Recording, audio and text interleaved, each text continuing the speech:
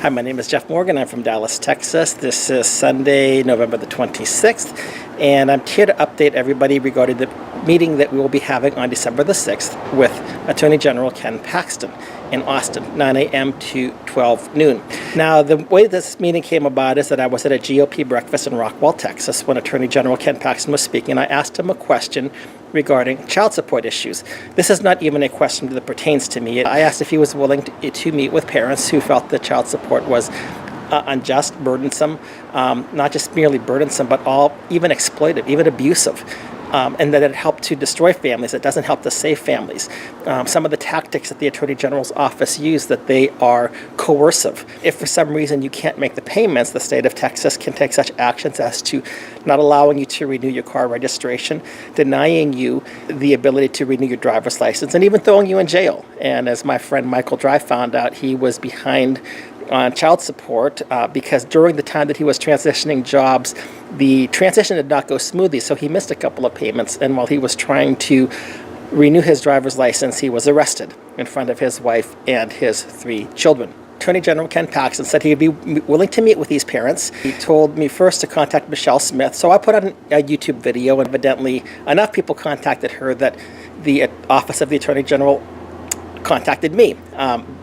Michelle knew me from a long time ago. We had worked on the Rick Santorum campaign. She had my email address, she had my phone number, and she forwarded that to Andrew Leone, who is an associate deputy of the Attorney General's office. This meeting is being held in Austin on Wednesday, December the 6th from 9 a.m. to 12 p.m. There are a lot of people that would like to be there, but there are also people that are very much afraid that this is going to be a roundup operation or a sting operation, because the people that the Attorney General's office needs to hear from are the people that are actually behind in child support, the people who cannot dig their way out of it, the people who are in fear that they are going to be thrown into jail. This is not just an issue that affects men, it's an issue that affects women too. I received the email from Andrew Leone. He addressed it to me and in certain men's groups. And I'm not sure whether it was the men's group that was making the noise, but if it was because of that, I could understand the way that it was addressed.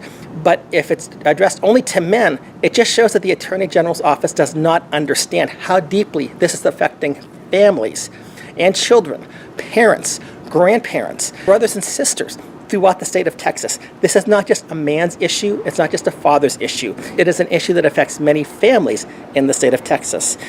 So in this meeting, there were a couple of things that I wanted to say that what my expectations were. I am hoping that this is going to be not merely we're going to hear from the Attorney General and that's going to be it. I'm trusting that that's not going to be the case. And I'm also trusting that the Attorney General is not just going to be there and hear the stories of people that are there and, give an opinion later on. I'm actually hoping that this will be a bit of a dialogue.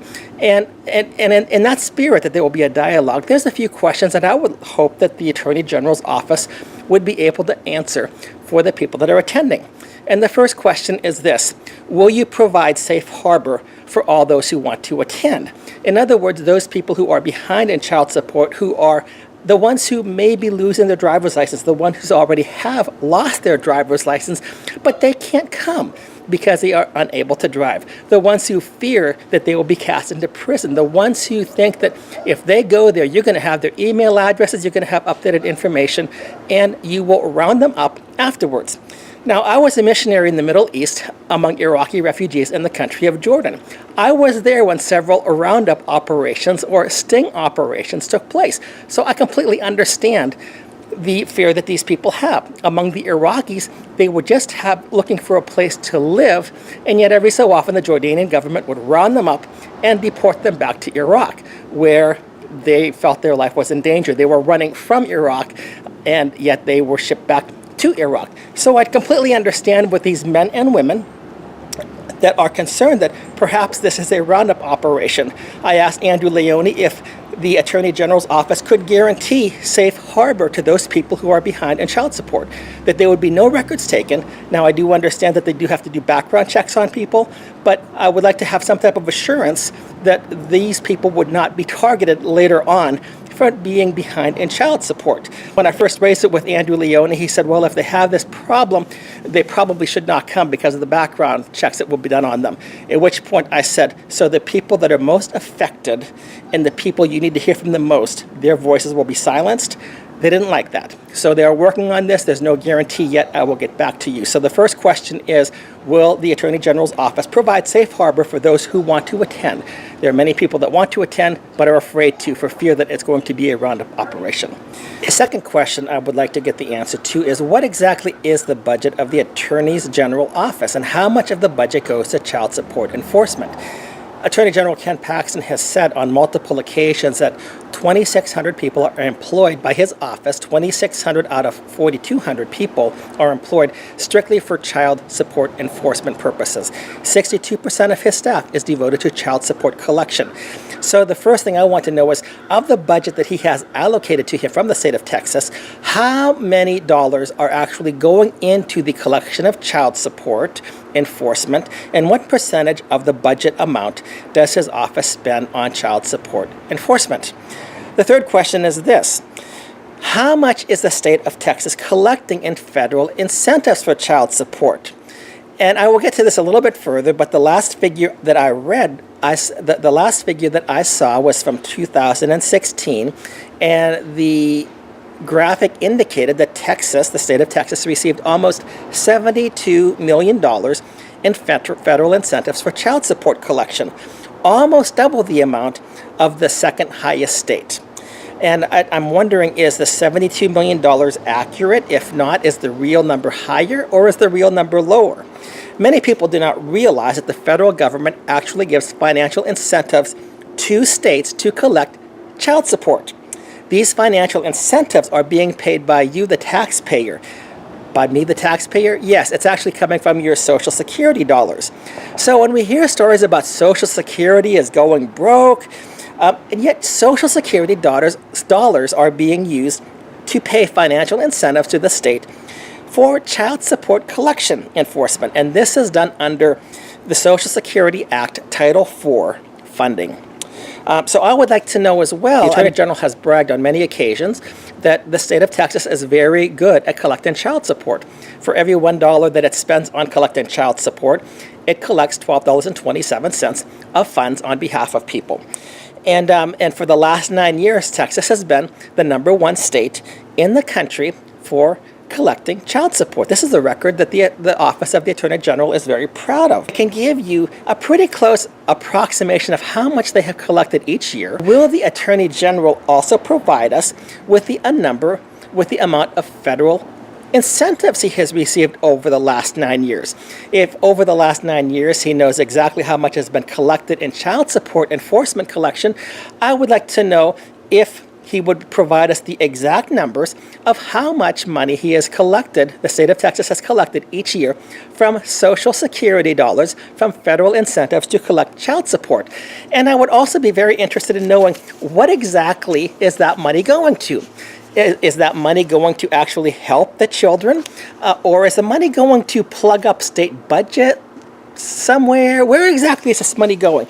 If the figure is correct, about $72 million in the year 2016, and if it's pretty much the same throughout the previous 9 years, we're looking at over $500 million that have been collected from the federal government by the state of Texas in federal incentives to collect child support. Where is this money going? There should be an issue of transparency, and I think that many people would like to know where their Social Security dollars are going, how they're being put to work in the state of Texas. The fourth question is this: the Office of the Attorney General has stated on many occasions, as I just mentioned, that 62% of its staff is devoted to child support enforcement. So my question is, why isn't the Office of the Attorney General called the Office of Child Support Collection? It seems to me that if you're spending 62% of your staff collecting child support, you should actually be called the Office of Child Support Collection. Or perhaps maybe what should happen is that the Office of the Attorney General should recommend that the office be split, so that the 38% of the staff, which is actually used more toward activities that we might associate with the Attorney General, would fall under the purview of the Attorney General and have a second office called the Office of Child Support Enforcement Collection. It seems kind of odd to me that we would have both of these offices under one office, but we don't really call it child support enforcement. So would the Attorney General be comfortable in making a recommendation perhaps that the office either be split into two separate offices, or would he also be comfortable perhaps, I know he can't do this personally, but would he perhaps be comfortable in recommending that the Office of the Attorney General actually be called the Office of Child Support Enforcement Collection? Question number 5. There's an issue of cost overruns associated with the Attorney General's child support system. So in a May 27, 2016 article in the Texas Tribune, the cost of the child support upgrade, which was supposed to be $202 million, has now run up to $420 million. So the budget for the child support collection upgrade has over doubled. Who is paying for this extra money, these cost overruns? In addition, the project was supposed to be completed by 2012, and now it is scheduled to be completed by the end of 2018. So where exactly do we stand on this project? And I'm just wondering, personally, if an individual parent who had to pay child support were 6 years behind in collecting child support, what would the Attorney General's office do regarding that individual? Would that individual be thrown into jail? And why is there not a little bit more cracking of the whip for this project? Question number 6, and this is a follow-up to this last question. The Texas Tribune reported that currently there are 100 employees on staff in India who are working on the coding for the child support enforcement collection software upgrade, and that this is under the supervision of project managers who have relocated from Texas to oversee quality and security controls. And it just seems odd to me that we don't have these people available in the state of Texas. Why are we outsourcing this program? Why are we allowing this upgrade to be outsourced to India when we have plenty of very good, very talented individuals who could code the project here in the state of Texas? I understand that these employees, as far as I am aware, are the employees of Accenture, who is actually doing the upgrade, but it would just seem to me that in Texas we buy America. Why are we outsourcing this project to people who are working out of India? Question number 7. I guess this really becomes the crux of the matter. What exactly can the Office of the Attorney General do to help the parents that will be there talking about the issue of child support? So the reason I asked this question is because Michelle Smith is the political director for the Attorney General Ken Paxton. She wrote this to me. She said, "The courts decide child support. We are the enforcement agency." She further wrote that General Paxton had no authority to go against his constitutional authority. He can only do what the Constitution had told him to do. That is always right. We cannot change our constitutional role. Our role is only enforcement, not reform the court system. His role is enforcement. And she further opined, child support is not unjust, exclamation point, exclamation point, exclamation point, period, exclamation point, exclamation point, exclamation point. And Michelle also added further, as mandated by Title 4D of the Social Security Act of 1975, this is what she said, and designated by the state of Texas, the Office of the Attorney General is responsible for the establishment and enforcement of child support. So my question is, if political director Michelle Smith is correct, what exactly can the Office of the Attorney General do to address this issue? Is there anything that can be done? Or are these parents that are going to be there taking their time off of work to address the Office of the Attorney General about these concerns? Are they wasting their time? Question number 8. Do you really care about the children's lives you are destroying? Now, this is maybe a pointed question, because we always say, well, we're working for the best interests of the children, and we've got to think about the children first. But listen to what one grandmother wrote. The Attorney General's office doesn't give a hoot and holler about the lives they destroy. They surely don't care that the money in over 50% of the cases is not spent on the child in the first place. And they don't care that over 50% of the non-custodial are illegally denied court-ordered visitation with their children, and all they care about is collecting as much child support as they can. They don't care about the children living in the home of the child support payer, just how much they can squeeze from the parent so they can brag about how much child support they collect, which means money in their pocket as they charge a fee for collecting this. I want all this craziness to end. I am so tired of seeing my son destroyed. I tried my best to raise a good man, and everything I taught him has been destroyed by this crooked system. End quote. This is from a grandmother in the state of Texas. She is not alone in her sentiments. Many other parents and grandparents have echoed similar sentiments, largely as a response to what I am going to call the abusive and at times almost Gestapo-like tactics of the Attorney General office to collect child support. So my question again to the office of the Attorney General and to Attorney General Ken Paxton, who I believe is a good man. I've had my pictures with him. I voted for him in the past. I met him. I know him. My question to Attorney General Ken Paxton is, does the office of the Attorney General really care about children?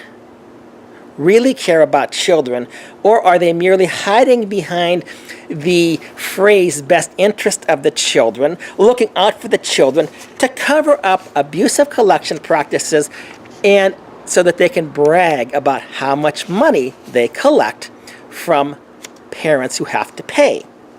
Question number 9. The Attorney General has said on a number of occasions, and I've heard him say this from his own lips, that he believes collecting child support is, quote, good public policy. So I would like to ask the Attorney General, after he hears from the fathers and mothers, and perhaps even some grandparents, and perhaps even some children, that these practices have helped to destroy, will he still stand by his sentiment? Or will he publicly say, maybe we got it wrong? Question number 10. The Attorney General's website mentions that the Texas Constitution and sections 402.042 and 402.043 of the Texas Government Code grant the Attorney General authority to issue Attorney General opinions or advisory opinions. An Attorney General opinion is a written interpretation about existing law. Again, this is from the Attorney General's webpage.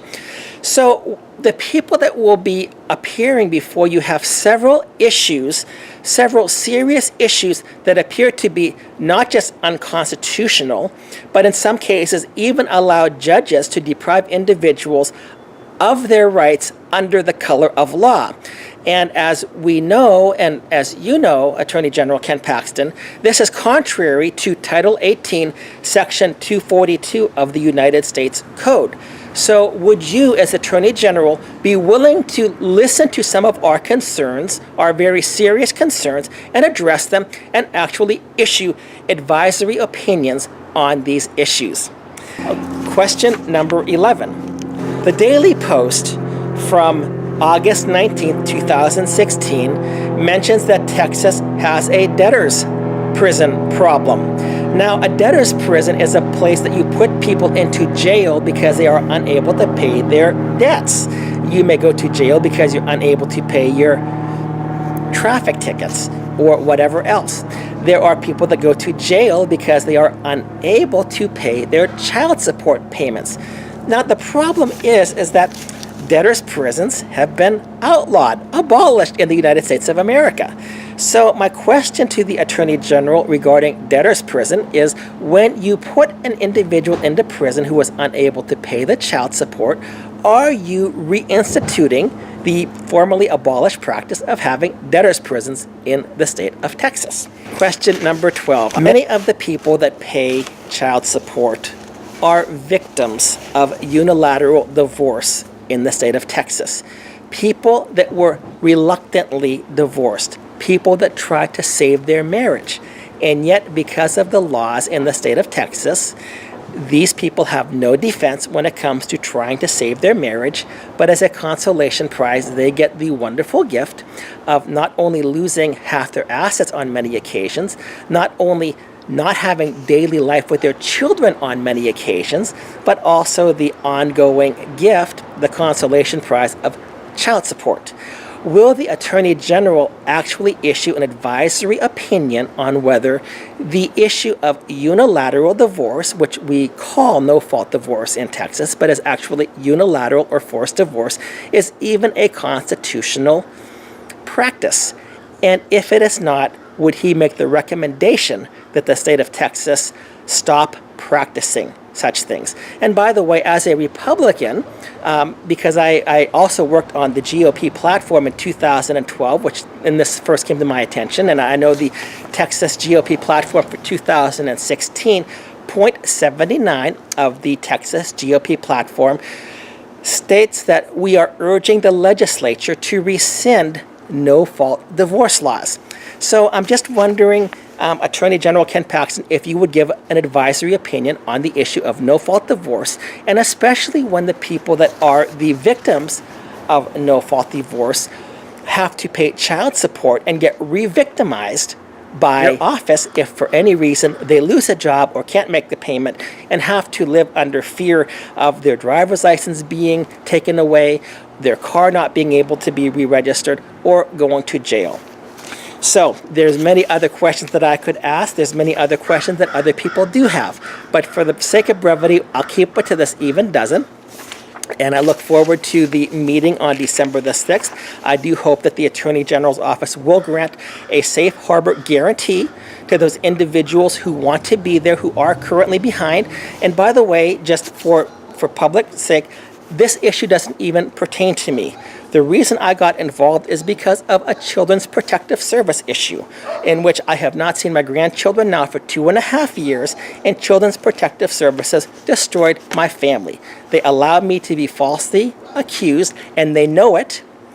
And Hank Whitman, who was the head of Children's Protective Services, also knows it, because in July of last year I testified before him. He shook my hand. He told me he would respond to me. He has yet to do so. I have had to go to Senator Van Taylor, and now I'm also working with Senator Don Huffines. I've contacted Senator Bob Hall. There are other representatives that I've contacted that have helped to bring forward my case. But I have been told now that Children's Protective Services, they closed the case. So now, even though because of Children's Protective Services, I had to go to court and spend $20,000 to defend myself in 2 different lawsuits. I had to be falsely accused. I had my ex-wife get up there and commit perjury against me, and there is no punishment for perjury in the state of Texas, it appears. And there's also no punishment for gross negligence, which according to the Texas code there should be. So I would like to see, this is how I got involved in this thing. As a result of my being involved, I've asked some questions. I guess I've now been considered one of the leaders in this child support issue. It's not even an issue that addresses that I face, but I do think that the Texas Family Code needs serious revision, because the Texas Family Code has become the Texas Anti-Family Code. It has become a tool for the family law attorneys to exploit people even further, to rape them financially, to exploit them when they're vulnerable, and nobody is addressing the issues. In the state of Texas, the government, who should be standing up for families, is actually abusing families as well, and it appears that they are more concerned about collecting federal incentives for child support collection than to actually seeking and instituting justice. Thank you.